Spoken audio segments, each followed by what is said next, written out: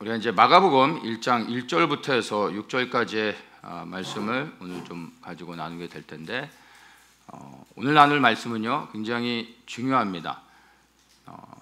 우리가 다 같이 이제 예수 그리스도의 재림의 때를 살아가고 있는데, 그리스도의 재림을 준비하는 사람들이 공통적으로 말하는 것이 이제 주님 오실 길이 얼마 남지 않았기 때문에 우리가 주의 길을 예비해야 된다, 뭐 이런 얘기들 우리가 많이 하지 않습니까?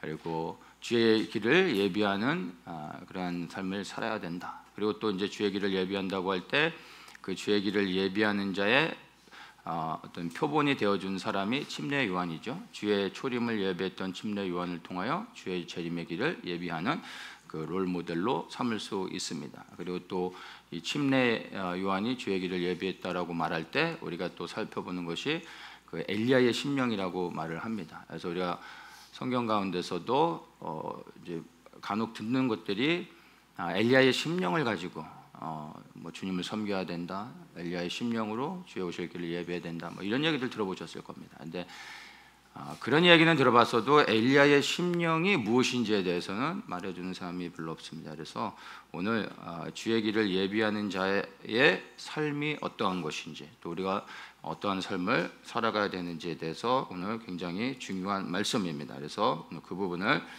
본문의 내용을 가지고 우리가 한번 같이 살펴보도록 하겠습니다.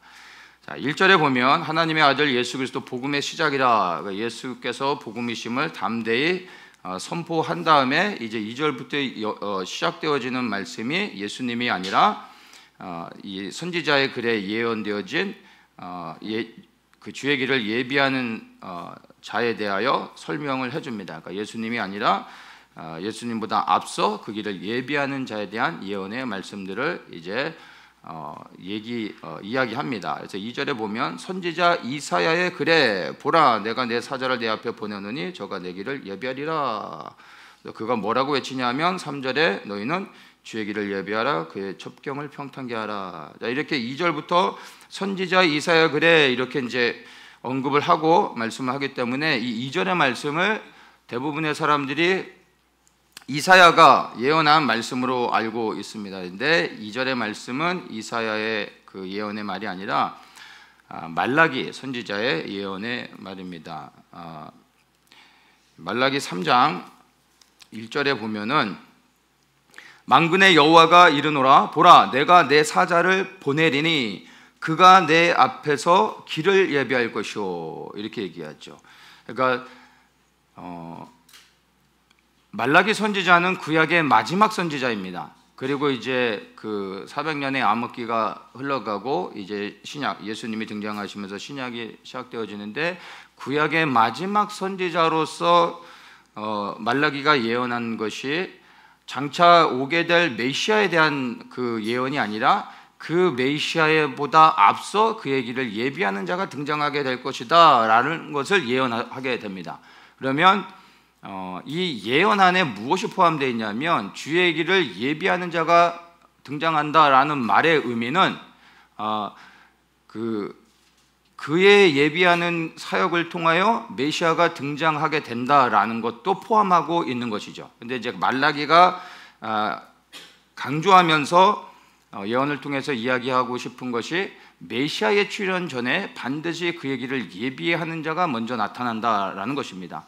그러면 그가 나타남으로 인하여 이제 등장하게 될 메시아를 더욱더 부각시키기 위한 것이죠. 그래서 그 메시아가 정말 참된 하나님이심을 보여주기 위해서 그보다 앞서 그의 길을 예비하는 자가 나타날 것이다라고 말라기가 이제 예언을 했습니다. 그러면서 그 예언과 함께 앞서 그의 길을 예비하는 자가 나타날 거다 하시면서 하는 이야기가, 또 너희의 구하는 바 주가 호련히 그 전에 임하리니, 여기서 주는, 그 전에 임하는 주는 바로 메시아 예수 그리스도죠. 그리고 그 전이라 하면 바로 예루살렘에 하나님의 임재가 있는 그 성전을 의미하는 것입니다. 그래서 주께서 그 예루살렘에 다시 임하게 될 거다라는 것을 이야기해주고 있습니다. 그래서 메시아가 임한다라는 것을 이야기하면서 이제 5절에 보면 내가 심판하러 너희에게 임할 것이라, 이런 말씀을 또 하십니다. 심판하러 오신다. 그러니까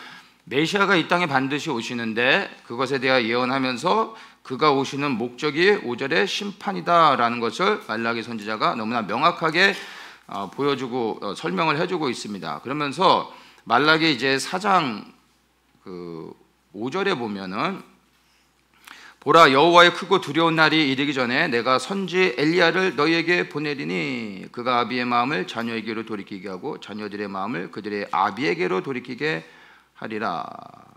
이렇게 이제 예언을 합니다. 그래서 여호와의 크고 두려운 날, 그리스도의 재림 전에 있게 그리스도의 재림을 이제 이야기하는 건데, 여호와의 크고 두려운 날, 예수 그리스도의 재림을 이야기하는데 그 재림 전에 선지자 엘리야를 너희에게 보낸다 이렇게 말하면서 그가 아비의 마음으로 자녀들을 돌이키고 자녀들의 마음을 아비에게로 돌이킨다. 즉 백성들의 마음을 하나님께로 돌이키게 하는 그 사역을 할 것이다 이렇게 얘기해주고 있습니다. 그래서 이 5절에 선지자 엘리야를 언급하고 있는데 이 말라기 4장 5절에서 본질적으로 그리고 아주 실질적으로 언급하고 있는 내용은 좀 따로 있습니다. 근데 이것은 지금 오늘 제가 나누고자 하는 말씀과 이렇게 문맥상 연결이 안 되기 때문에 제가 이제 이 5절에서 이야기하고 있는 내용에 대해서는 언급은 하지는 않겠습니다. 나중에 이제 계시록에 대해서 이야기할 기회가 되면 그때 이 5절의 말씀의 본질적인 의미가 무엇인지 그때 좀 나누기로 하고, 오늘 제가 나누고자 하는 것은 이 말라기 선지자가 주의 길을 예비하는 자가 등장하게 될 것이자 그렇게 하면서 선지자 엘리야를 보낸다라고 말을 하고 있습니다. 그리고 그 선지자 엘리야가 백성들의 마음을 아버지께로 되돌리는 그 일을 하게 될 것이다 이렇게 얘기하고 있습니다. 그러니까 주의 길을 예비하는 자와 선지자 엘리야가 이게 연결이 되어지고 있음을 알 수가 있습니다. 그리고 난 다음에 이 3절에서 말라기 선지자의 예언과 연결해서 3절에 이제 광야에 외친 자의 소리가 있어 가로되 너희는 주의 길을 예비하라 그의 첩경을 평탄케 하라. 이 말씀이 이사야 선지자의 예언의 말씀입니다. 이사야 40장 3절에서 이렇게 말합니다. 외치는 자의 소리여 가로되 너희는 광야에서 여호와의 길을 예비하라 사막에서 우리 하나님의 대로를 평탄케 하라. 여호와의 길을 예비하라 하나님의 대로를 평탄케 하라. 이게 광야에서 외치는 자의 소리, 즉 주의 길을 예비하는 자가 선포할 말씀이라는 것입니다. 그래서 말라기에서 예언하고 있는 주의 길을 예비하는 자가 그가 엘리야인데 그 엘리야와 같은 자가 와서 3절에 이와 같이 주의 길을 예비하라 이렇게 외친다라는 것을 말라기 선지자와 이사야 선지자의 그 예언의 말씀을 연결해서 이렇게 이제 이야기하고 있습니다. 그러면 이렇게 주의 길을 예비하며 광야에서 외치는 자의 소리가 누구입니까? 바로 침례 요한이죠. 우리 마태복음 3장을 한번 보겠습니다.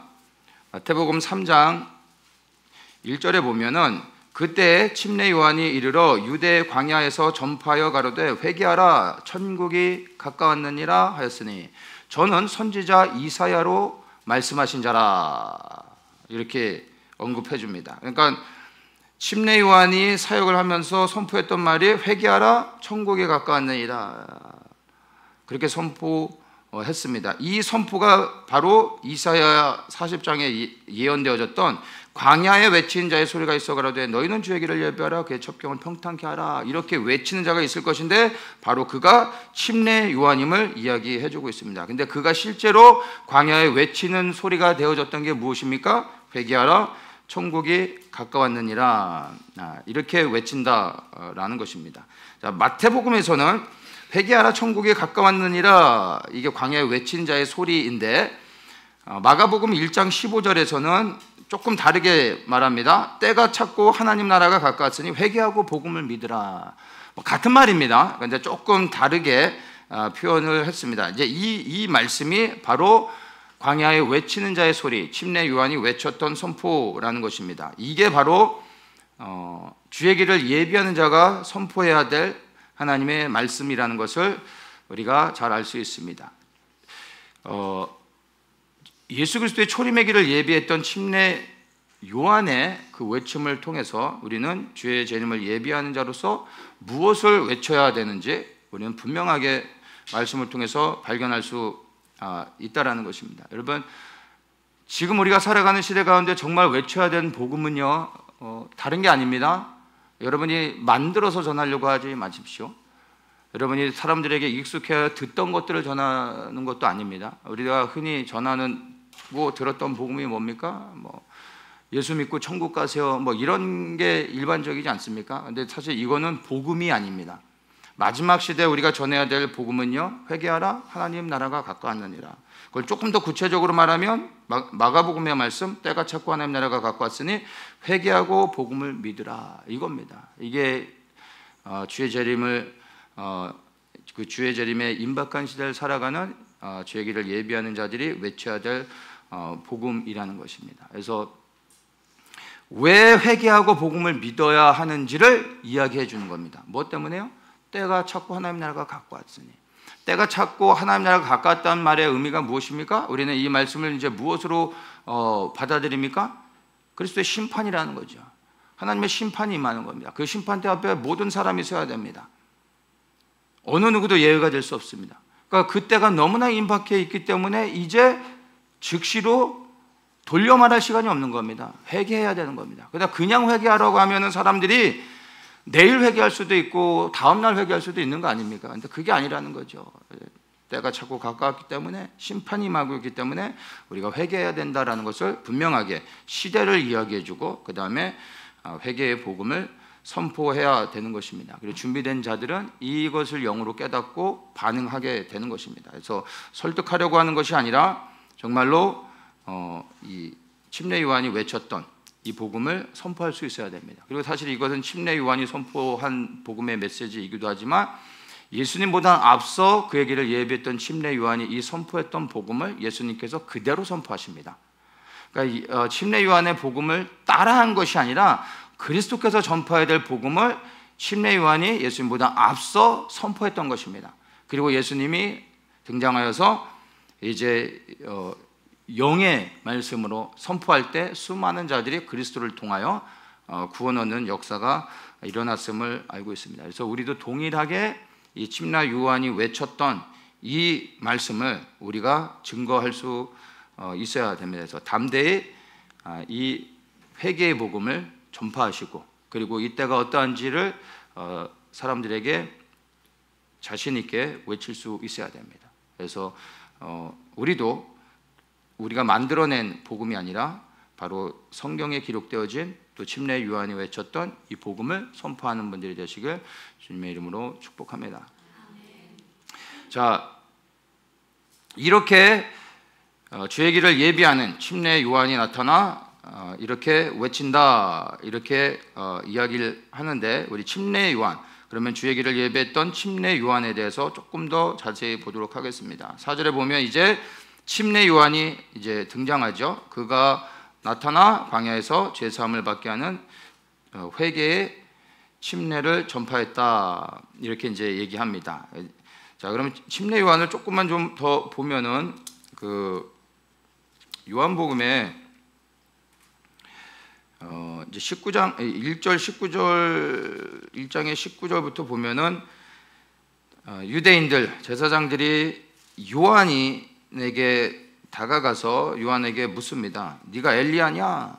네, 아니다. 그럼 네가 선지자냐? 네, 아니다. 이렇게 얘기하고, 그러면 넌 도대체 누구냐? 내게 대하여 무엇이라 하느냐? 우리에게 대답하라. 이렇게 이제 사람들이 침례 요한에게 묻습니다. 그때 침례 요한이 이 대답에 대해서 이제 답변을 합니다. 근데 침례 요한의 답변이 뭐냐 하면요, 23절에 나는 선지자 이사야의 말과 같이 주의 길을 곧게 하라고 광야에서 외치는 자의 소리로다, 이렇게 대답을 합니다. 내가 바로 선지자 이사야가 말한 주의 길을 예비하는 자다, 이렇게 얘기한 거죠. 자, 이걸 가만히 보면요, 사람들의 질문은 너는 누구냐 이렇게 질문을 했습니다. 이것은 이제 그러니까 존재에 대한 질문이죠. 넌 누구냐 이렇게 물었을 때 침례 요한은 이거에 대한 답을 한 게 아닙니다. 만약 그가 너는 누구냐라고 물어봤을 때 그거에 대한 답을 했으면 나는 광야에 외치는 자다 이렇게 대답하는 게 맞았겠죠. 근데 그의 대답이 뭡니까? 광야에서 외치는 자의 소리로다. 외치는 자라고 말하지 않습니다. 그러한 외치는 자의 소리다 이렇게 대답했다는 겁니다. 이것을 우리가 조금 주목해서 살펴볼 필요가 있습니다. 외치는 자다라고 말했으면 존재에 대한 답변이죠. 나는 이런 사람이다 라고 대답하는 겁니다. 그런데 외치는 자의 소리다 라고 말하면 사실은 이 존재에 대한 설명보다는 그가 해야 될 역할과 사명에 대한 것으로 답변을 했다라고 이해를 하면 될 것 같습니다. 그래서 이것을 우리가 정말 좀 주목해서 이해할 필요가 있습니다. 여러분, 우리는 외치는 자가 되려고 하면은 안 됩니다. 외치는 자의 소리가 되어야 하는 것입니다. 우리 안에서 외치는 분은 예수 그리스도이시면 되고요. 우리는 그분의 심장 안에 담겨져 있는 그분의 음성을 전달하는 통로가 되어져서 그 소리가 되어지면 되는 것입니다. 그래서 우리가 말하고 싶은 것을 말하는 것이 아니라 그분이 우리 안에서 그분의 말씀을 하실 수 있도록 우리는 그냥 소리가 되면 되는 겁니다. 근데 이것을 침례 요한이 너무나 명확하게 자신의 그 정체성이라고 할까요? 이것을 분명히 알고 그리고 그렇게 대답했다라는 것입니다. 우리는 보통 내 존재를 증명하려고 하고 그것을 드러내려고 하는 경우가 많습니다. 그런데 침례 요한은 전혀 그런 방식으로 대답하지 않았다라는 것을 주목할 필요가 있는 것입니다. 그가 하는 역할 그리고 사명을 통하여 하나님의 뜻이 이루어지는 것에 그는 집중을 했다라는 것입니다. 우리는 좀 더 나아가서 이것을 좀 우리에게 접목할 때 여러분 우리는 그리스도인이 되려고 해서는 안 됩니다. 그리스도인이 되려고 하다 보면 사실은 종교인이 되는 경우가 너무나 많습니다. 우리가 그리스도인이 되려고 할 때 생각하는 게 뭡니까? 뭐 주일을 성수해야 되고 다른 사람들보다 좀 더 나이스하고 그리고 뭐 친절하고 그리고 뭔가 좀 성숙해 보이는 어떤 행동을 좀 해야 될 것 같고 뭐 헌금도 하고 교회에서 또 봉사도 많이 해야 될 것 같고 뭐 우리가 일반적으로 그리스도인이라고 할 때 생각하는 여러 가지 어떤 그 이미지들이 있지 않습니까? 근데 이런 것들에 집중하다 보면 잘못하면 우리가 율법적인 것, 종교적인 것에 묶이게 되고 종교인이 될 가능성들이 많습니다. 여러분 그리스도인이 되려고 하지 말고요. 왜? 그리스도의 종이 되면 되는 겁니다. 예. 어떤 사람이 되려고 하지 말고 예수 그리스도의 종이 되면 되는 겁니다. 여러분 그리스도인이 되려고 하면 머리가 너무 복잡하고 내가 해야 될 게 너무나 많습니다. 그런데 종이 되면 할 거는 없습니다. 그냥 내 주인의 소리를 귀 기울여 듣고 그냥 그분의 말씀에 순종하면 됩니다. 그러니까 내가 똑똑할 필요도 없고 내가 찾아서 뭘 연구하며 내가 앞서서 뭘 해야 될 필요는 없습니다. 종은 그냥 주인의 음성에만 기울이고 그분이 말씀하시면 그냥 하면 되는 겁니다. 하라면 하고 말씀 안 하시면 그냥 놀면 되는 겁니다. 이해되십니까? 너무 심플한 거예요.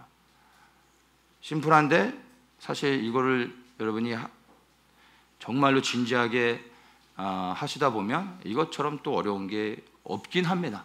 그런데 우리는요 무엇이 되려고 하기보다는 그냥 우리의 주인 되신 예수 그리스도에 집중하며 그분의 말씀에 따라 순종하며 살아가는 사람이 되려고 노력해야 되는 겁니다. 그러니까 존재가 되려고 하지 말고 여러분 그냥 예수 그리스도에 순종하는 것에 여러분의 모든 것을 집중하시면 됩니다. 그게 우리 그리스도인의 삶이 되는 거죠. 그리고 사실은 이게 그리스도인인 겁니다. 이해되십니까? 그리스도인이 되려고 노력하기보단 예수님께만 순종하면 그게 참된 그리스도인입니다. 그리스도인의 진정한 의미가 뭡니까? 그리스도를 따르는 자. 그리스도를 따르는 게 뭡니까? 순종하지 않고 어떻게 따를 수 있겠습니까? 그리스도를 위해 모든 걸 버리지 않으면 어떻게 예수님을 따릅니까? 너무 심플한 겁니다. 근데 우리는 그 본질적인 것은 빼놓고 뭔가 자꾸 되려고 하는 그런 경향들이 있습니다. 여러분, 외치는 자가 되지 마시고 외치는 자의 소리가 되십시오. 나를 통하여 그리스도의 말씀과 뜻이 선포되고 흘러가며 역사할 수 있도록 그저 그 통로가 될 수 있기를 주님의 이름으로 축복합니다. 외치는 자는요 드러나죠. 그리고 영광을 받을 수 있습니다. 근데 소리는 들려지지만 자기의 일을 하고 사라지는 겁니다. 사실은 가장 멋있는 거죠. 우리를 통하여 영광을 받으실 분은 오직 예수 그리스도밖에 없습니다. 여러분, 이거 늘 기억하셔야 되고 여러분의 심장에 새겨야 됩니다. 우리는 주님을 섬길 때 겸손히 낮아져서 보이지 않게 섬기면서도 나의 이 수고와 섬김이 누군가에게 반드시 들켜주기를 간절히 원하는 마음에 숨겨진 동기가 있지 않습니까? 그리고 정말 내가 이렇게 열심히 섬겼음에도 불구하고 아무도 나를 인정해 주지 않을 때 내 안에 알게 모르게 올라오는 뭔가 원망과 불평과 섭섭함과 속상함들이 있습니다. 그런데 여러분, 이것들을 우리가 대면하며 주님 앞에 내려놓을 수 있어야 됩니다. 소리가 되면 여러분 자기의 역할을 하지만 그 다음에 사라지는 겁니다.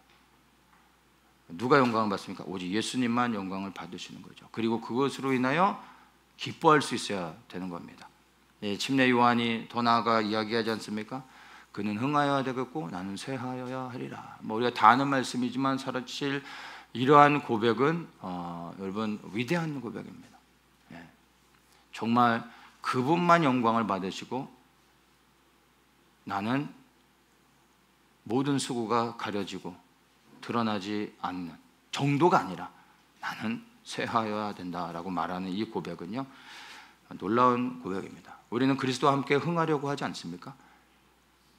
먼저는 그리스도를 올려드리지만 그리스도와 더불어 우리도 흥하길 원하지 않습니까? 근데 침례 요한은요 반대라는 겁니다. 그분만 흥하셔야 되고 나는 오히려 쇠하여야 된다. 근데 이러한 고백을 참 되게 부담스러운 고백이죠. 부담이 되는 건 사실입니다.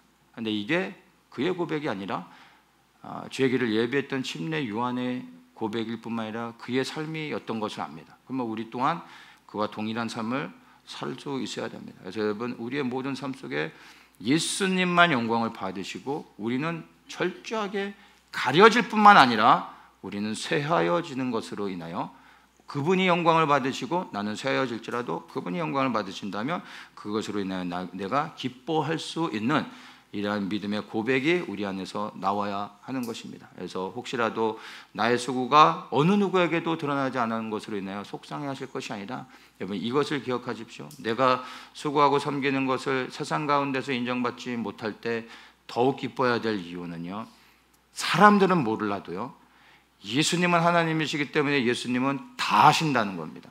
우리가 아무리 숨겨도 예수님한테 숨길 수는 없습니다. 그분은 모든 걸 아십니다. 근데 그래서 그분마저도 우리가 너무나 완벽하게 숨기면서 수고를 해서 그분마저도 모르신다면 우리는 속상해야 됩니다. 이해되십니까? 그분도 모르면 이거는 당황스러운 겁니다. 어떻게 그분 앞에 섰을 때 그분에게 칭찬을 받고 그리하여 그분으로 인하여서 우리가 하나님 나라 들어갈 수 있겠습니까? 우리가 행한 모든 것들을 보시고 그것을 통하여 우리를 인정하시는 겁니다. 그런데 그분도 우리가 너무나 완벽하게 숨기면서 주님을 섬겼기 때문에 그분도 모르신다면 이건 문제가 있는 거죠. 그런데 그런 일은 없지 않습니까? 그분은 하나님이십니다. 우리가 아무리 숨겨도 그분은 다 아십니다. 이것을 믿는다면 나의 수고와 섬김이 어느 누구에게도 드러나지 아니하고 혹 그것을 다른 사람이 취했다 할지라도 우리는 그 안에서 잠잠하며 기뻐할 수 있는 이유는 주님은 다 아신다는 거죠. 그리고 우리의 수고가 세상에서 보상받지 못했을 때 주님 앞에서는요 그것이 떠버릴 뿐만 아니라 여러분 영원토록 그 보상을 받을 수 있다는 겁니다. 우리가 이 땅에서 수고하고 섬긴 것들에 대한 보상을 여기서 이 땅에서 받으면 주님 앞에 섰을 때는 그 보상이 없어지는 경우가 있습니다. 여러분, 이 땅에서 잠시 받는 보상으로 기뻐하시겠습니까? 아니면 이 땅에서 받는 보상을 여러분들 포기하시고 하늘나라에서 영원한 상급으로 받는 보상을 여러분 선택하시겠습니까? 여러분이 땅에 소망을 둔다면 여러분 이 땅에서 여러분이 인정받으시길 원하실 거고, 그러나 정말 하늘나라에 대한 소망이 있으시다면 이 땅에서 우리가 수고하는 것들 어느 누가 알아주지 않는다 할지라도 주님 앞에 섰을 때 그분이 모든 것을 인정하시고 기뻐하시며 보상하신다는 것을 기억하시고 더욱더 예수님만 높이시고 우리는 쇠하는 자가 되시기를 주님의 이름으로 축복합니다. 자, 광야에 외치는 자의 소리가 되어 주의 길을 예비했었던 사람이 다름 아닌 바로 침례 요한이었음을 우리는 분명하게 알 수 있습니다. 그가 또 자신에 대해서 그렇게 소개를 했습니다.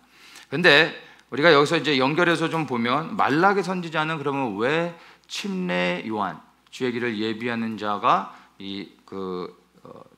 엘리야다라는 것으로 소개를 했는지 그것을 살펴보겠습니다. 제가 말씀드리지만 말라기 4장 5절에 이 선지자 엘리야에 대한 그 본문의 말씀의 본질적인 의미는 다른 것에 있습니다. 근데 지금 제가 설명하고자 하는 것은 2차적인 그 침례 요한과 선지자 엘리야의 그 연결성에 대해서 제가 이제 말씀을 나누려고 하는 겁니다. 누가복음 1장을 좀 보겠습니다. 누가복음에서 이제 예수님에 대해서 이제 먼저 이야기하지 않고요. 누가복음은 요한에 대해서 먼저 언급을 합니다. 그러니까 주의 길을 예비하게 되는 요한이 먼저 출생을 하고 그 다음에 이제 예수님의 출생을 언급합니다. 그래서 예수 그리스도의 길을 예비하는 자가 요한이라는 것을 누가복음에서 보다 더 명확하게 설명을 해줍니다. 그래서 천사가 이제 그 요한의 부모에게 그 아버지 사가랴에게 나타나서 이제 이야기를 하죠. 너에게 이제 아들을 줄 것이다라고 하면서 그가 앞으로 하게 될 역할에 대해서 이야기를 합니다. 15절부터 보면 이는 저가 주 앞에 큰 자가 되며 포도주나 소주를 마시지 아니하며 모태로부터 성령의 충만함을 입어 이스라엘 자손을 주 곧 저희 하나님께로 많이 돌아오게 하겠음이니라. 17절에 저가 또 엘리야의 심령과 능력으로 주 앞에 앞서가서 아비의 마음을 자식에게 거스리는 자를 의인의 슬기에 돌아오게 하고 주를 위하여 세운 백성을 예배하리라. 그러면서 천사가 이제 사가랴에게 아들을 갖게 될 텐데 그 아들이 바로 엘리야의 심령과 능력으로 주님보다 앞서가서, 즉 주의 길을 예비한다라는 거죠. 이와 같은 일을 하게 될 것이다. 즉 주를 위하여 세운 백성들을 바로 아버지께 돌아오게 하는 일을 할 것이다 라고 하면서 엘리야를 언급하고 있습니다. 엘리야의 심령과 능력, 바로 이게 침례 요한의 사역 가운데, 주의 길을 예비했던 침례 요한의 사역 가운데 가장 중요한 부분이 되는 것입니다. 그러면 엘리야의 심령과 능력으로 주 앞에 간다. 이 부분. 그러면 엘리야의 심령과 능력이 무엇인가? 이 마음을 가진 자들이 주의 길을 예비하는 자가 되는 겁니다. 이 마음을 가지고 주의 길을 예비해야 되는 것입니다. 그렇다면 엘리야의 심령과 능력이 무엇인지 말씀을 통해서 한번 보겠습니다. 열왕기상 18절 말씀인데 이제 북이스라엘에 대한 이야기들을 하고 있습니다. 당시에 왕은 아합이었고 그의 왕비가 이제 이세벨이죠. 북이스라엘 왕국 가운데서 가장 최악의 왕이 아합이었고 최악의 왕비가 이세벨이었습니다. 북이스라엘의 역사 가운데서 가장 악한 자를 손꼽을 하면 사실 아합보다 이세벨일 겁니다. 그런데 이 아합과 이세벨이 합작으로 해서 북이스라엘을 완전히 멸망 가운데, 하나님의 심판 가운데 넘어가게 하고 있습니다. 그래서 북이스라엘의 모든 백성들이 하나님을 떠나 다른 신을 섬기게 적극적으로 앞장섰던 것이 아합과 이세벨이고, 그리고 북이스라엘에 사역하고 있던 모든 선지자들을 할 수만 있다면 잡아서 죽이려고 했던 것이 바로 이들이었던 겁니다. 그래서 이제 엘리야 후에는 어느 누구도 북이스라엘의 하나님의 선지자들이 씨가 마를 정도로 없어져 가고 있는 상황 가운데 백성들은 하나님을 떠나 완전히 영적으로 음란을 행하며 다른 신을 섬기고 있는 이러한 시대 가운데 이제 이 18장에서 무엇을 얘기하냐면, 우리가 잘 아는 성경의 위대한 스토리 가운데 하나가 바로 이 갈멜산 대결이죠. 바로 엘리야 한 사람이 이방의 선지자들 850명과 대결하여 승리한 그 사건들이 이제 기록되어집니다. 자, 이 말씀을 이제 쭉 보면은 이제 엘리야가 아합 왕 앞에 나아가서 이제 대결을 요구합니다. 어떤 대결입니까? 이제 번제단을 쌓고 이방의 선지자들과 또 엘리야가 각자의 신에게 간구하여서 그 제단에, 쌓은 제단에 불을 내리는 그 하나님이 진짜 하나님이다. 그래서 그 하나님을 우리가 믿자. 정말 누가 진짜 하나님인지 우리가 대결을 하자, 이렇게 제안을 합니다. 그래서 모든 이스라엘 백성들을 다 이제 갈멜산에 모이게 합니다. 그래서 20절에 보면 아합이 이에 이스라엘 모든 자손에게 보내어 선지자들을 갈멜산으로 모으니라, 이렇게 얘기합니다. 그래서 바알의 선지자 450, 아세라 선지자 400명 해서 850명의 이방 선지자들이 갈멜산에 모입니다. 그리고 엘리야는 혼자 스스로 서는 겁니다. 그리고 이제 각자의 제단을, 번제단을 쌓고 그 위에 송아지를 각을 떠서 그 위에 올려놓습니다. 그리고 백성들이, 이스라엘의 모든 백성들이 다 모여들어서 이제 구경하는 겁니다. 어디 제단에 과연 불이 떨어질 것인가, 진짜 하나님이 누구인가, 이것을 보기 위해서 모든 이스라엘의 백성들이 이제 갈멜산 가운데 나와 이 대결을 지켜봅니다. 그때 엘리야가 이제 21절에 이렇게 말을 합니다. 백성들을 다 모아놓고 그들을 가까이 오게 한 다음에 이야기합니다. 너희가 어느 때까지 두 사이에서 머뭇하려느냐? 여호와가 만일 하나님이면 그를 쫓고 바알이 만일 하나님이면 그를 쫓을지라, 이렇게 얘기합니다. 그랬더니 백성이 한 말도 대답지 않는다, 이렇게 말하고 있는 것입니다. 이 엘리야가 무엇을 얘기합니까? 너희가 언제까지 하나님과 이방신 사이에서 왔다 갔다 할 것이냐? 진짜 너희가 볼 때 이스라엘의 하나님이 유일하신 하나님이라면 너희가 하나님의 편에 서고 오직 하나님만 섬겨라. 그렇지 않으면 이방신을 섬겨라. 둘 중에 하나를 선택하라, 이렇게 말하고 있는 것입니다. 북이스라엘의 백성들은요, 단 한 번도 하나님을 떠난 적은 없습니다. 이들은 예루살렘에 가서 제사를 드리기도 하지만 북이스라엘과 남유다가 나눠졌으니까 베델과 단에 가서 또 하나님을 예배하고, 각자가 하나님을 섬기는 방식으로 하나님을 예배합니다. 하나님께 나아가 번제도 드립니다. 그리고 난 다음에 이들이 이세벨과 아합이 섬기게 한 세상의 수많은 이방신들, 즉 이제 바알과 아세라, 이방신들도 섬겼던 겁니다. 그러니까 쉽게 설명하면 오전에 교회 나와서 예배를 드린 다음에 이제 예배가 끝나고 오후에는 세상으로 나가서 흥청만청 세상 사람들과 어울리고 술 마시고, 그 다음에 어디 퇴포업소 가서 음란을 행하고 이렇게 살았던 겁니다. 이해되십니까? 오전에는 예배드리고 손 들고 찬양하고 뜨겁게 기도한 다음에 오후에는 세상에서 예수님을 믿지 않는 사람들이 하는 온갖 악하고 더럽고 음란한 모든 짓을 다 하는 겁니다. 이게 북이스라엘의 백성들의 삶이었습니다. 그러면서도 그들은 하나님을 믿고 있었다라고 스스로 위안하고 있었던 게 뭡니까? 그들은 늘 하나님 앞에 나아가 제사를 드렸다는 거예요. 그러니까 엘리야가 얘기하는 겁니까? 두 사이에서 머뭇거리지 말고 하나를 선택해라.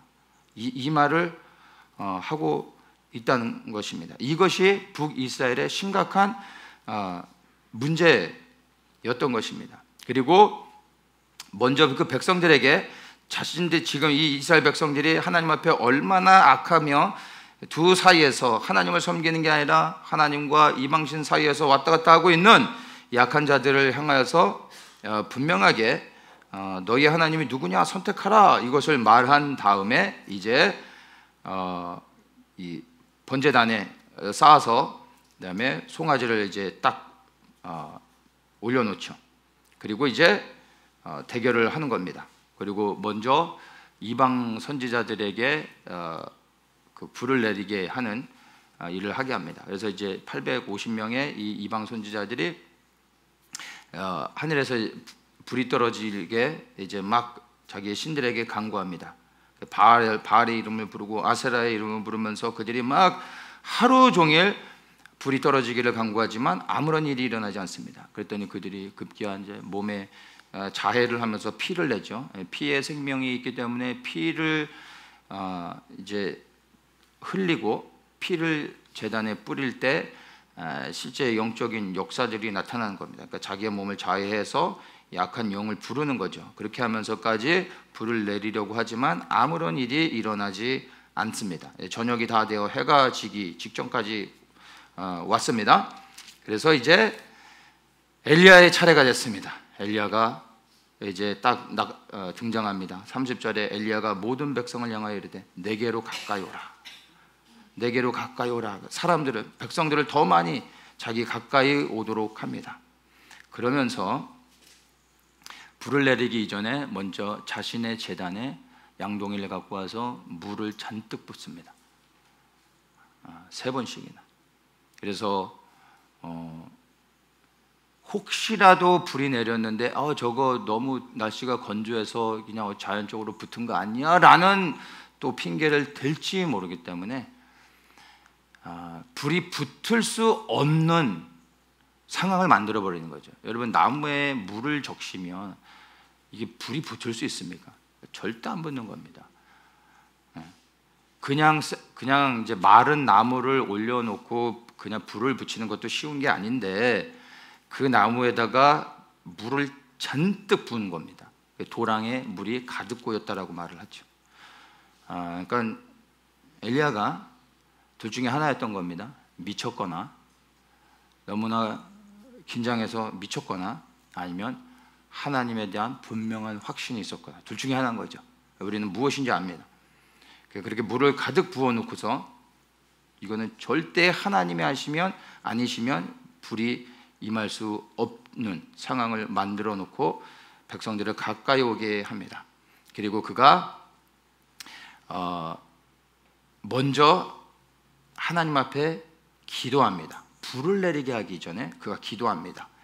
36절에 아브라함과 이삭과 이스라엘의 하나님 여호와여 주께서 이스라엘 중에서 하나님이 되심과 내가 주의 종이 됨과 내가 주의 말씀대로 이 모든 일을 행하는 것을 오늘날 알게 하옵소서. 그 하나님 앞에 이렇게 간절히 기도한 다음에 이제 선포합니다. 여호와여 내게 응답하소서. 내게 응답하소서. 이 백성으로 주 여호와는 하나님이신 것과 주는 저희의 마음으로 돌이키게 하시는 것을 알게 하옵소서. 이 엘리야가 불을 내리기 위하여 간구했던 것이 무엇입니까? 이 백성으로 주 여호와는 하나님이신 것을 알게 하시옵소서. 엘리야가 이 대결을 했던 목적이요, 불을 내림으로 인하여 와 엘리야가 엄청난 능력이 있구나, 나 이런 사람이야 하고 자신을 드러내기 위해서 이 갈멜산에서 대결을 했던 게 아닙니다. 그가 생명을 걸고 이 불이 내리지 않으면 수많은 백성들 앞에서 목이 잘려 죽는 겁니다. 이 목숨을 걸고 이 일을 하는데 거기에다 또 물까지 뿌려서 자연적으로는 절대 불이 붙을 수 없는 상황까지 만들어 놓고 그가 간절히 정말 원했던 것은 다른 게 아니었습니다. 뭡니까? 하나님이신 것을 알게 하여 주시옵소서. 이거 하나였던 겁니다. 그리고 더 나아가 뭐라고 얘기합니까? 주는 저희의 마음으로 돌이키게 하시는 것을 알게 하옵소서. 하나님께서 하나님이신 것을 알게 하여 주시고, 그리고 하나님께서 여전히 그 두 사이에서 머뭇머뭇거리고 있는 이 악한 백성들을 여전히 사랑하셔서 아직도 그들이 돌아올 때 구원하여 주시고 그들을 기다려 주시고 계시는 것을 알게 해 주십시오. 이 마음으로 엘리야가 이 갈멜산에서 불을 내리는 이 대결을 했다라는 것을 우리가 알아야 되는 겁니다. 이 엘리야는 정말로 이 대결을 통해서 그가 보여주고 싶었던 것은 불이 아니라, 능력이 아니라 뭡니까? 하나님, 이스라엘의 하나님이 유일하신 하나님이심을 이 백성들이 알게 하여 주십시오. 그리고 그 하나님이 선하셔서 여전히 돌이켜 죄가 가운데서 떠나 하나님 앞에 돌아올 때 하나님이 이들을 구원하여 주시는 사랑이심을 아직도 기다리고 있는 것을 알게 하여 주십시오. 이게 엘리야의 심령이었던 겁니다. 그리고 그가 그렇게 간절히 기도한 다음에 무슨 일이 일어납니까? 갑자기 하늘에서 여호와의 불이 내려와 물로 다 젖었던 그 번제들이요, 순식간에 다 탈 뿐만 아니라 그 도랑에 고여졌던 물까지 완전히 태워져서 다 사라져 버리게 됩니다. 그리고 그 광경을 목격했던 이스라엘의 모든 백성들이 저 엘리야의 하나님이 유일하신 이스라엘의 하나님이구나 라는 것을 깨닫고 돌이키며 하나님 앞에 나오게 됐고, 그리하여 모든 이방의 선지자들을 그들을 기손시내로 데려가서 죽입니다. 그리고 그들이 하나님 앞에 다시 돌아오게 됐던 것을 우리가 이 열왕기상 말씀을 통해서 알 수가 있습니다. 여러분, 엘리야의 심령이란 다른 것이 아닙니다. 바로 이겁니다.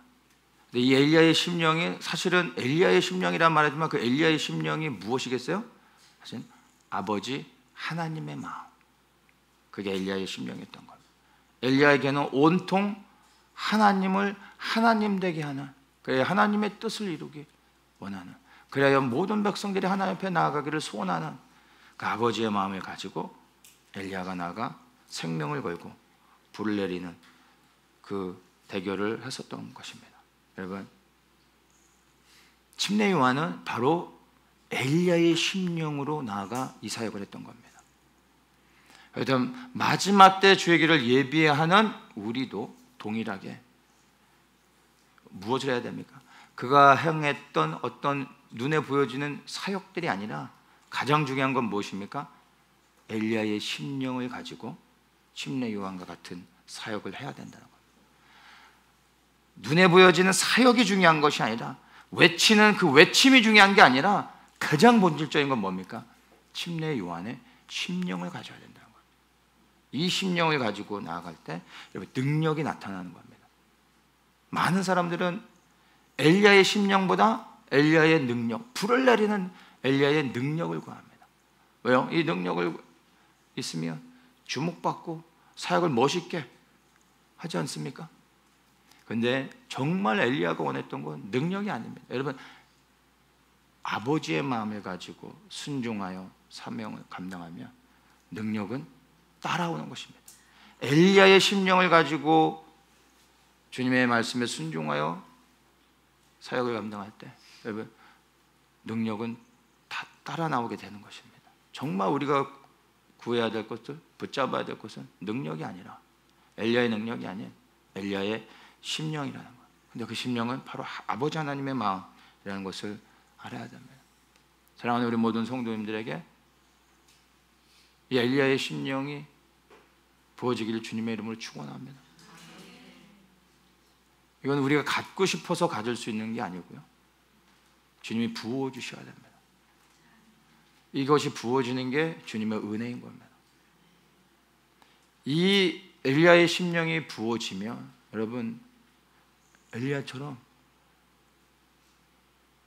아합 앞에 감히 나아가 생명을 걸고 불을 내리는 대결을 하는 겁니다. 하나님을 하나님 되게 높이기 위해서 목숨을 걸고 두려움 없이 설 수 있게 되는 것입니다. 그리고 주님이 영광을 받으시는 겁니다. 이 엘리야의 심령이 우리 안에 부어지기를 정말 우리가 간구하기 원합니다. 그리고 할 수만 있다면 우리 모두에게, 각 사람에게 이 엘리야의 심령이 부어지기만 한다면, 여러분, 주의 길을 어떻게 예배할 것인가 염려할 필요 없습니다. 주의 길을 위하여 내가 어떻게 기도할 것인가 고민할 필요 없습니다. 이 심령만 부어진다면 그 다음에 모든 것들은 그 부어주신 마음 안에서 우리가 순종만 하면 되는 겁니다. 그리고 우리가 주님의 말씀을 따라 놀라운 주의 길을 예비하는 일들을 감당하게 될 것입니다. 이 침례 요한이 엘리야의 심령으로 사역을 했을 때 무슨 일이 일어났는지 아십니까? 5절에 보면, 4절부터 보면 침례 요한이 광야에서 죄사함을 받게 하는 회개의 침례를 전파하니 온 유대 지방과 예루살렘 사람이 다 나와 자기 죄를 자복하고 요단강에서 그에게 침례를 받더라, 이렇게 얘기합니다. 여러분, 침례 요한이 외쳤던 말씀을 가만히 생각해 보세요. 회개하라, 하나님 나라가 천국에 갖고 왔느니라. 우리도 할 수 있는 거잖아요. 너무 쉽잖아요. 여러분 나가서 침례 요한처럼 회개하라, 하나님 나라가 갖고 왔느니라. 그럼 무슨 일이 일어날까요? 이렇게 쳐다보면서 그냥 가는 거죠. 그런데 침례 요한은 이렇게 했더니 무슨 일이 일어납니까? 온 유대 지방과 예루살렘 사람이 다 나와 자기 죄를 자복하고 회개하고 침례를 받았다는 겁니다. 뭐가 다른 건가요? 우리도 이와 같이 하면 이런 일이 일어나야 되는데 왜 우리에겐 이런 일이 일어나지 않을까요? 엘리야의 심령에 있습니다. 여러분, 침례 요한이 특별한 어떤 대단한 방법으로 복음을 전해서 수많은 사람들이 나온 게 아니라 엘리야의 심령으로, 영으로서 아버지 하나님의 이 안타까우며 찢어지는 마음으로 선포했더니 백성들의 마음에 하나님의 역사가 일어난 것입니다. 능력으로 임했던 것입니다. 무엇을 어떻게 전할 것인가, 여러분, 이런 거 고민하지 마시고 우리가 더욱더 간구하며 붙잡아야 될 것, 우리 심장 가운데 우리가 채워야 될 것은요, 엘리야의 심령인 겁니다. 그 마음으로 우리가 회개하라, 하나님 나라가 갖고 왔네요 선포할 때 하나님의 역사가 일어나는 겁니다. 영으로서 영을 깨우며 하나님 앞에 굴복하게 하는 역사가 일어날 것을 믿습니다.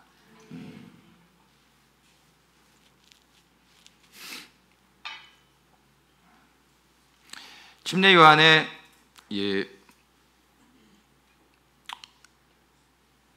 사역과 그 삶을 좀 보면 6절에서 침례 요한에 대해서 간단하지만 너무나 명확하게 침례 요한이 어떠한 삶을 살았는지를 설명해 줍니다.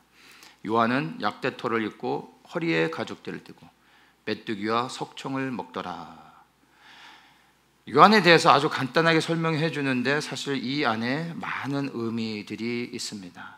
그리고 이 말씀의 의미를 잘 생각해 보면 요한은 어떻게 하면 그가 엘리야의 심령을 가진 자가 되었을까를 답을 얻을 수 있는 말씀입니다. 약대털, 가죽띠, 메뚜기와 석청, 이 네 가지를 통해 알 수 있습니다. 먼저 메뚜기와 석청을 좀 보겠습니다. 요한이 먹었던 음식입니다. 메뚜기와 석청. 그래서 이 메뚜기와 석청을 먹으면 엘리야의 심령을 갖는구나 라고 생각하시면 안 되고, 메뚜기는 여기서 메뚜기는 잘못된 번역이고요. 이 메뚜기는 쥐염 열매를 말하는 겁니다. 유대 광야에 가면 메뚜기를 절대 볼 수 없습니다. 풀이 있어야 메뚜기가 있을 거 아닙니까? 광야에 돌밖에 없는데 어떻게 메뚜기가 있겠습니까? 이스라엘을 10년을 다녔는데 메뚜기를 본 적이 없습니다. 이건 잘못된 번역입니다. 단어에서 오류가 나서 한국 성경에서 메뚜기로 번역을 했는데 메뚜기가 아니라 이건 이제 쥐엄 열매입니다. 그래서 쥐엄 열매는 예루살렘과 유대 산지 주변에 이제 많이 납니다. 그래서 예루살렘에 가면 흔하게 볼 수 있는, 찾을 수 있는 게 이제 쥐엄 열매인데 전에도 한번 얘기했었죠. 그래서 콩과에 비슷해서 이 콩깍지처럼 되어 있는데 이게 마르면 아주 이제 시커매져요. 그거를 말라서 이렇게 이제 까서 그 안에 있는 이제 씨를 먹는 건데 이제 그것들을 수확을 해서 모아서 자루에 담아서 광야에 가서 그것을 이제 저장하고 먹는 겁니다. 그러면 1년이고 2년이고 상관없이 먹을 수 있게 됩니다. 쥐엄 열매를 먹는 사람들은 한마디로 얘기해서 먹을 게 없어서 먹는 사람들입니다. 그러니까 요한이 어떠한 삶을 살았는지를 알 수 있는 거죠. 그래서 저 예루살렘 산지에 가가지고 그런 것들을 다 모아다가 자루를 이고 또 유대 광야로 가서 저장해 놓고 이거를 먹었던 겁니다. 그리고 석청이라고 하는 것은 야생 꿀을 이야기하는데 진짜 뭐 요한이 좋은 꿀을 먹으면서 생활했던 게 아니라 여기서 꿀은 이제 대추야자를 이야기하는 겁니다. 제가 이스라엘 갔다 올 때마다 이제 좀 사오는 게 대추야자잖아요. 이제 데이트. 우리 이제 종려나무라고도 하죠. 종려나무 열매입니다. 대추야자인데 보통 이제 제가 사갖고 와서 우리가 먹는 대추야자는 적당한 때에 따서 말려서 그 안에 있는 이제 당분을 이제 먹는 거죠. 근데 이 대추야자를 따지 않고 그대로 종려나무에 그대로 두면 나중에 한여름이 지나면 이 대추야자가 터집니다. 터지고 갈라져서 그 안에 진액이 뚝뚝 떨어집니다. 이제 여름에 볼 수 있어요. 늦 여름이 되면 이 종려나무 밑에 가 보면 그 이제 따지 않은 그 대추야자 열매들은 터집니다. 그리고 정말 그 안에서 꿀이죠. 뚝뚝 그 진액이 떨어지는데 그거를 지금 여기선 석청, 야생 꿀이라고 말하는 겁니다. 그래서 광야에 꿀은 없습니다. 벌은 없습니다. 광야에서 벌 키우는 사람들은 없고 이제 대추야자를 얘기하는데 이 대추야자 이걸 왜 꿀이라고 하느냐면은 대추야자를 보통은 다 따지만 그 율법의 말씀에서 가난한 자들을 위해서 일부를 남겨놓으라고 했습니다. 그래서 다 따지 않고 조금씩 남겨놓습니다. 나무마다. 그 남겨놓은 것들이 나중에 이제 터지면서 진액이 떨어져 나오는 겁니다. 근데 그걸 먹었다라는 거예요. 그걸 따서 먹었다라는 겁니다. 그러니까 그 말은 뭐예요? 가난한 사람들을 위해서 따지 않고 남겨두는 거거든요. 네. 주인의 것을 따면 이건 이제 도둑질이 되는 겁니다. 근데 다 따고 남겨놓아서 나중에 터져서 이제 떨어지는 것들을 먹는 거는 가난한 사람들을 위해 둔 거기 때문에 괜찮죠.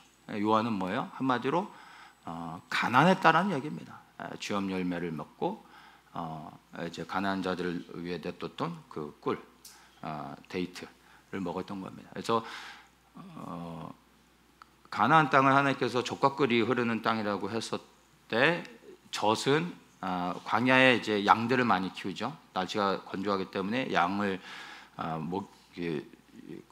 키우기가 제일 좋습니다. 그래서 그것은 이제 젖과 끓인다고 할 때 그 젖은 양의 우유를 이야기하는 거고, 그래서 꿀이라고 하는 것은 바로 팜추리에서 나오는 종려나무 열매에서 떨어지는 그 진액 꿀을 이야기하는 겁니다. 그래서 요한이 이 두 가지를 먹고 광야에서 살았다라는 것은 실질적으로 우리에게 와닿게 제가 설명을 하면요, 그지 같은 삶을 살았다는 겁니다.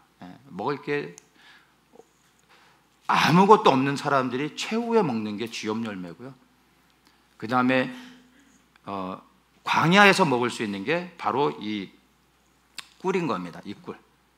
이거는 유대 여리고 같은 유대 광야 쪽과 여리고에 많이 나는 거기 때문에 그 외 다른 지역에서는 먹을 수가 없습니다. 그래서 그가 광야에 살았기 때문에 이런 것을 먹었던 것입니다. 그래서 좋은 음식을 골라서 먹었던 게 아니라 아마 가난하게 살았다라는 것을 말해줍니다. 그리고 그가 약대털을 입었다라고 얘기하죠.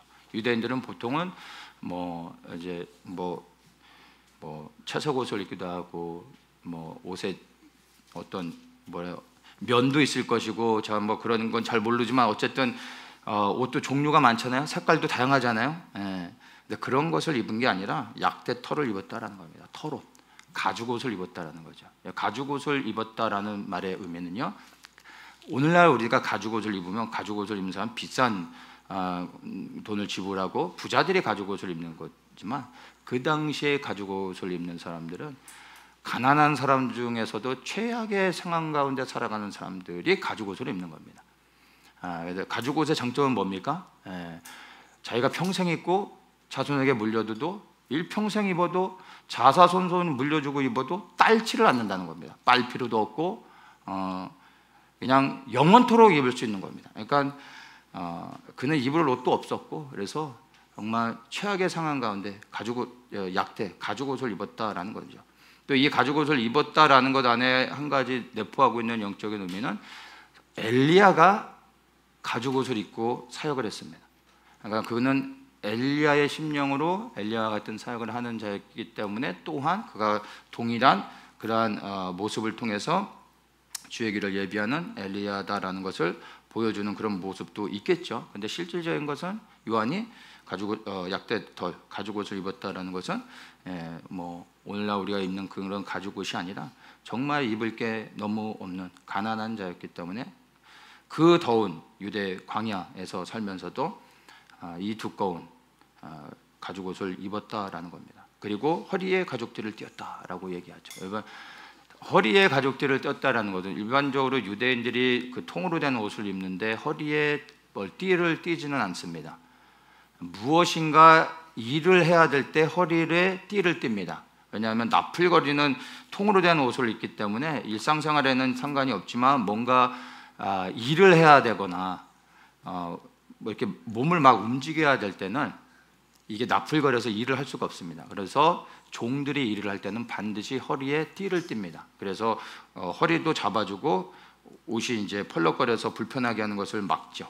그래서 가죽옷을 입고 허리에 띠를 띄었다라는 것은 언제든지 주 예수 그리스도 하나님을 섬길 수 있는 준비가 되어져서 또 그렇게 주님을 섬겼다라는 것을 상징적으로 보여주는 그러한 모습입니다. 그래서 별로 설명하고 있지는 않지만 이 의미들을 우리가 하나하나 가만히 생각해 볼 때 침례 요한이 광야에서 약대털을 입고 허리에 띠를 띠고 메뚜기와 석청을 먹었다 그러면서 살았다라는 것을 곰곰이 한번 생각해 보면 그가 정말 어떻게 광야 가운데서 하나님의 사람으로 주의 길을 예비하는 자로 준비되었는지를 알 수 있는 겁니다. 그리고 더 나아가 이 침례 요한은 바로 제사장 사가랴의 아들이었다라는 것을 연결시켜서 볼 때 그가 광야에 살았다라는 것은요, 얼만큼 그가 정말 겸손히 스스로를 낮추며 하나님 앞에 잠잠히 머물러 있었던 삶을 살았는지를 알 수 있는 것입니다.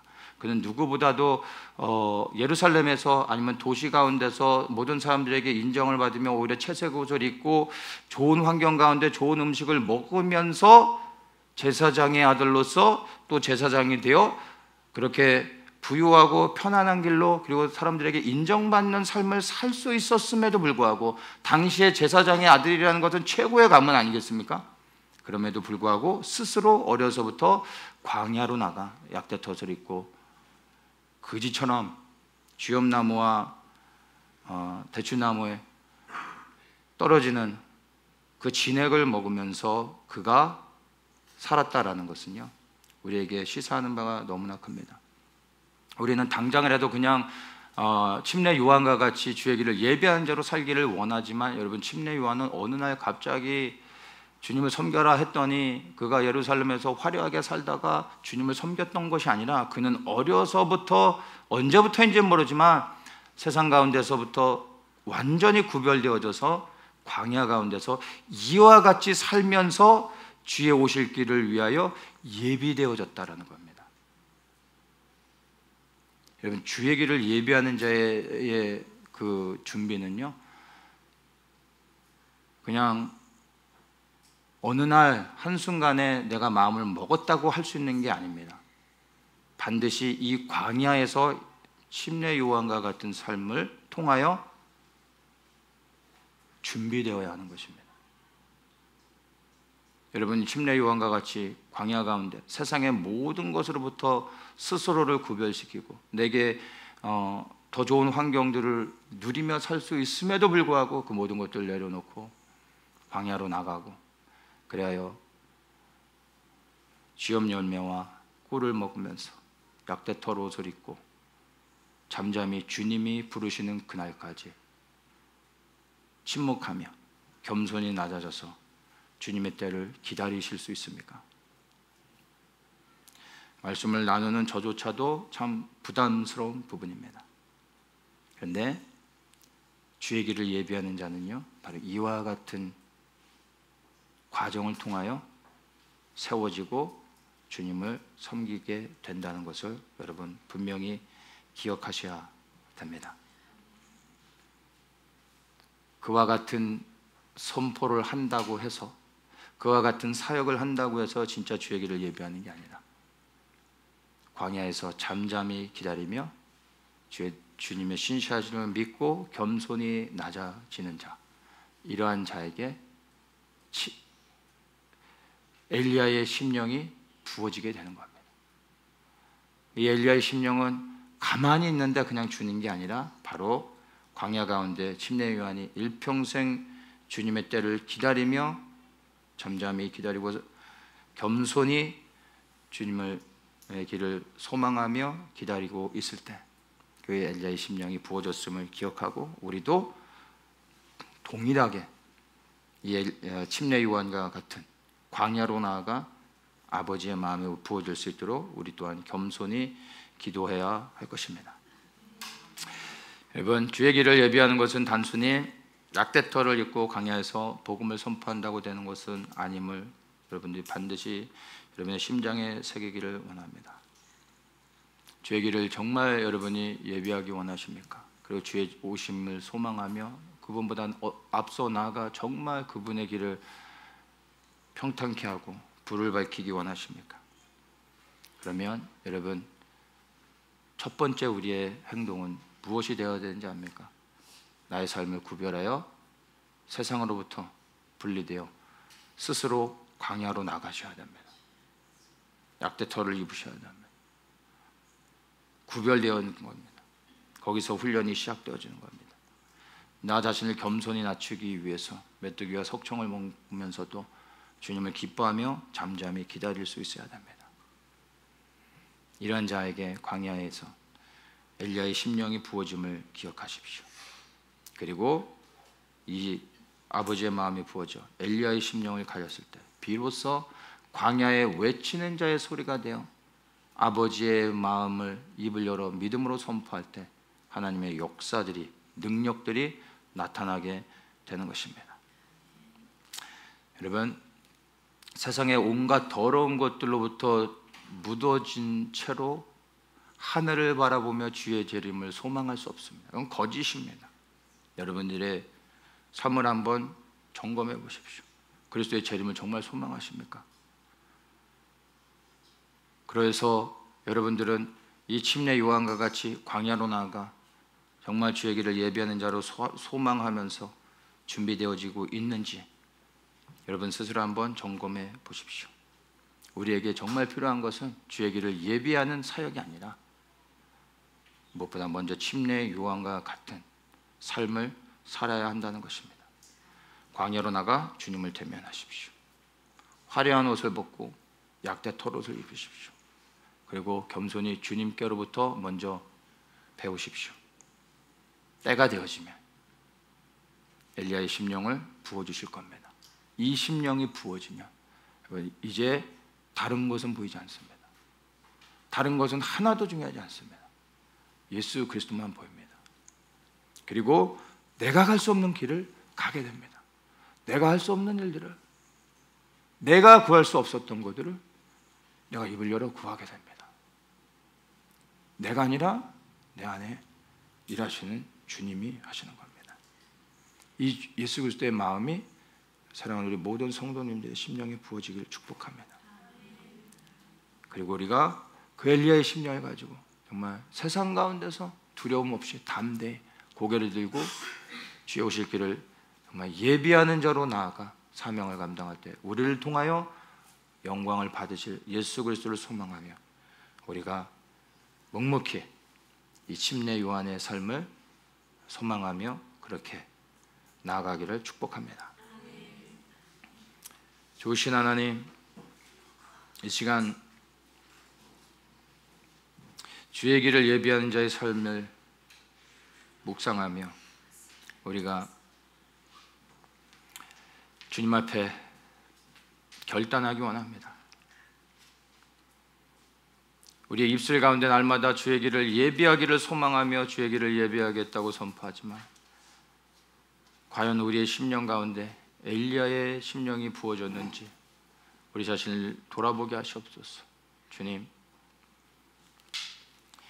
먼저 광야로 나가 내 자신을 구별하여 주님 앞에 세우지 아니하고서 결코 주의 길을 예비할 수 있는 것이 아님을 알게 하시고, 주님, 우리가 먼저 세상 가운데 구별되게 하시고 주님이 명하시는 그 광야로 나가 묵묵히 주님으로부터 배우게 하시고 예수 그리스도의 마음을 받을 수 있게 하여 주옵소서.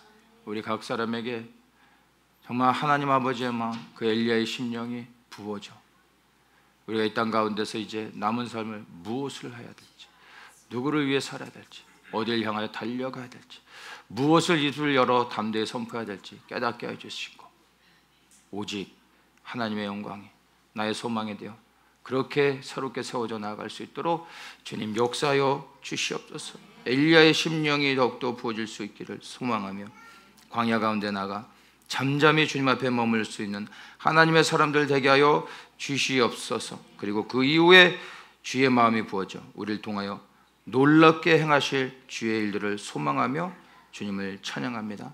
감사하며 예수 그리스도의 이름으로 기도드리옵나이다.